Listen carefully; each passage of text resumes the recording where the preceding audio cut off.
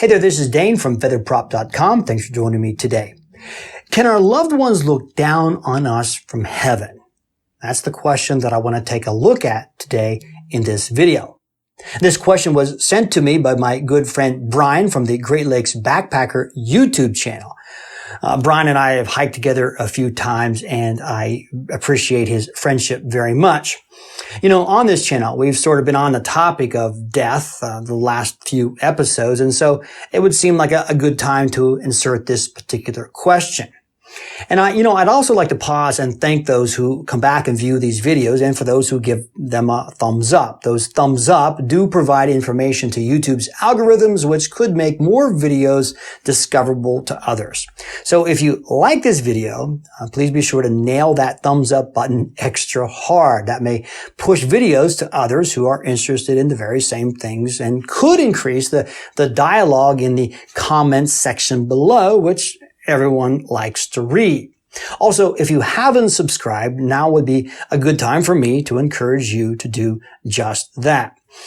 Also, if you're new to this channel, let me briefly describe what you're getting here. I began this channel about a decade ago to publish my outdoor videos, which I still will be doing when I can.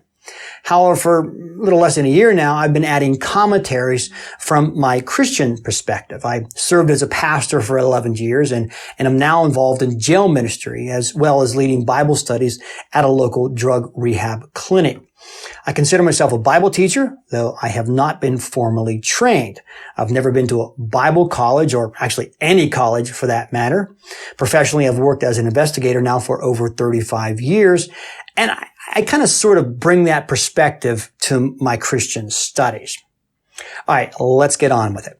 When Brian sent me a text message with this question, what he did is he actually referenced a blog-style article from ibelieve.com on the topic. Now, I'm not familiar with that site, but it seems to be a devotional-styled web page written from various authors. And one of their stated goals is to create a place where our audience can feel uplifted. And there's certainly nothing wrong with wanting people to feel uplifted. So let's jump into whether or not our loved ones who have gone on to be with the Lord can see us from heaven. However, I also want to include whether or not our deceased loved ones can somehow make their presence known to us, since I think that's probably something that's really on a lot of people's minds as well. Now, when Brian asked me this question, a few passages of Scripture immediately came to mind. These passages were also cited in the blog article that he had sent me, and so I'd like to deal with them here today. But first, let me say that the author of the article also discussed more than just biblical passages. They included individual experiences. Several different stories were shared in which people reported to the author events in which they felt like a deceased loved one had somehow presented in their lives or offered some type of assurance. Now, this isn't the first time that I've encountered that type of report. I've personally met quite a few people who've suggested to me that they believe that they've felt the occasional presence of a loved one who's passed on. Or they'll say something about how their loved one is looking down on them from above. Sometimes this is said in a way in which I don't get the sense that the person telling me this is really all that invested in that thought. In other words, it's almost more of a figure of speech than an actual report of an event. However, I've had a number of people suggest to me that they were very certain that they've had some type of experience with a loved one after their decease. Now, although I very much respect the experiences of people, I'm here to discuss whether or not we have any revealed truth in Scripture that might lead us to believe that these events could indeed occur. Let me begin by saying that there is no passage anywhere in the Bible in which the writer plainly tells us that we should expect some sort of communication from the deceased, or that it would be considered normative. As a matter of fact, in the book of Deuteronomy, we read that Moses forbade the Hebrews from conjuring spells or being a medium, a spiritualist, or one who calls up the dead. This warning would suggest to me that we shouldn't be seeking those types of encounters. Now, one of the first passages of Scripture that I think we need to discuss is the well-known Witch of Endor passage as found in 1 Samuel 28. In this chapter, King Saul was trying to get an answer from the Lord regarding a battle that he was about to be involved in. When the Lord didn't answer him, he decided to seek out a medium so that he could speak with the prophet Samuel, who had already died. So although Israel wasn't to have mediums, it's obvious that there were some because Saul's servants were able to locate this particular one. Saul disguised himself so that the medium wouldn't know who he was, and the medium then conducted a seance and appears to have conjured someone who the Bible identified as Samuel. Samuel doesn't seem to be overly pleased by the disruption of his afterlife because he asks Saul, "Why have you disturbed me by bringing me up?" The word then that Samuel has for Saul is not a good one, as he predicts Saul's defeat. You know, what's interesting about this account is that when the medium conjures Samuel and he appears, she screams. It's almost as if she wasn't expecting him, like it had surprised her that this had actually worked. Now, I know that some Christians might not be comfortable with the possibility that the being conjured up was the actual Samuel. I think some prefer to see it as a demonic entity. However, I don't think the passage itself gives us that luxury. Everything about the account seems to suggest that it's the real Samuel who appears. This then opens up the possibility that even though we are forbidden to try to make contact with the dead, like Saul did, it may not be impossible that the dead can reach us. Now, another passage that we should look at is the story of the rich man and Lazarus, as found in Luke 16. Jesus tells us that there were two men who apparently died on the same occasion. One was a rich man who is unnamed, and the other is Lazarus, who had been a beggar at the rich man's gates. Now, incidentally, this is not the same Lazarus whom Jesus would later raise in John 11. Lazarus goes to the bosom of Abraham, most likely understood as paradise, while the rich man goes to a place of torment. We read that the rich man is able to see Lazarus and begs that Lazarus might be sent with some water to ease his discomfort. Evidently, he still sees Lazarus as subservient. Now, Abraham responds that Lazarus is unable to cross the divide to reach the rich man. The rich man then asks Lazarus to return to earth and warn the rich man's brothers of this place of torment, but this request is likewise denied. Now, I know that it's tempting to assume from this passage things like the dead can see one another and have conversations with one another, or that the dead may even return to the earth. The problem, however, is that I don't think we can be 100% certain that Jesus intended to teach us those things. We're not even sure that this story is true.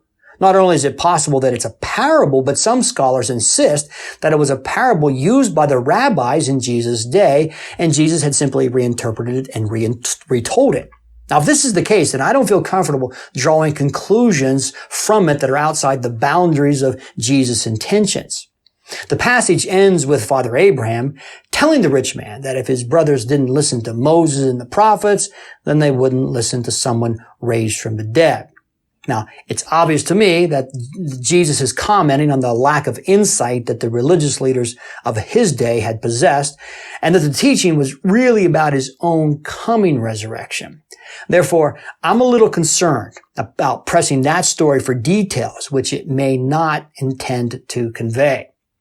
Now, another passage to take a look at, and one mentioned in the article Brian sent to me, is in Matthew 17, which is the Transfiguration account. In this passage, 3 of Jesus' disciples witnessed Jesus being joined by Moses and Elijah, who had long been dead. The disciples observed Moses and Elijah having a conversation with Jesus. And in Luke's gospel, we actually read that the subject of the conversation was Jesus' own upcoming death. Once again, I think this story underscores the point that there's nothing necessarily outside the nature of God for a deceased person to have contact with a person yet alive. However, I think that we should caution ourselves to consider that these may be remote events and not something that we can expect to be normative. And in the two cases we looked at, the deceased person's presence and identity were verified by being seen by more than one person. In other words, there were witnesses present, and these witnesses were able to identify the presence and identity of the person because they saw them. And this is a far cry from most of our modern stories, which seem to involve someone reporting that they had felt a hand on their shoulder, or felt a presence in the room, or heard the wind chime sound with no wind blowing. Though those may be very heartwarming accounts, they leave us with no objective assurance that the deceased person was in fact involved. But I know that not all Christians seek objective truth. Many are satisfied by what simply feels true to them. Now, up to this point, we've only looked at whether or not a deceased person can have contact with a person yet alive. We haven't looked at the original question, can a deceased person observe those of us who are alive? The only passage that I have ever heard employed to make this point is Hebrews 12 and verse 1, which begins, "Therefore we also, since we are surrounded by so great cloud of witnesses." Because the writer in the same verse makes a reference to a race being run, this has caused some Christians to believe that this great cloud of witnesses is a group of spectators, people who are watching us. And I suppose that is possible. However, there's also another way of seeing it that I feel is also just as reasonable. It could be that the word witness is a reference to someone who is called to give testimony, as in a courtroom.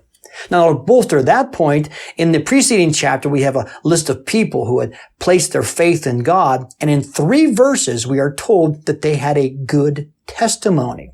Therefore, it seems more likely to me that the writer of Hebrews is talking about being surrounded by a great cloud of people who had had good testimonies.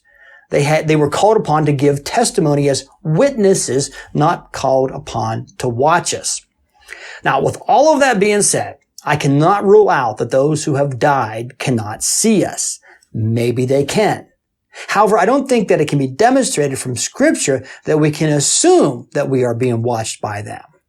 In the end, it really doesn't matter to me. I'm much more concerned about Jesus watching me than my late great-great-grandmother.